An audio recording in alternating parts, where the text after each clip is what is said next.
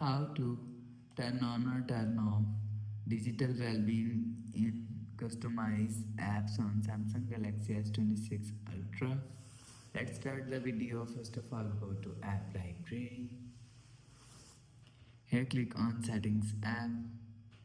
Now in Setting, scroll down and click on General Management.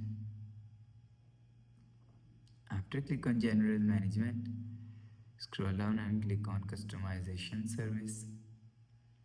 After click on Customization Service, so scroll down and you will see Digital Wellbeing is here. If you want to turn off Digital Wellbeing, turn off this button. After turn off this button, you will see Digital Wellbeing is turned off.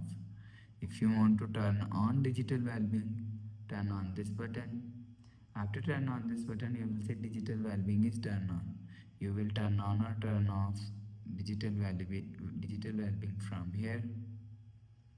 After the process, go back to home screen. So that's how you can turn on or turn off digital wellbeing in customized apps on Samsung Galaxy S26 Ultra. If you like the video, please subscribe. Thanks for watching.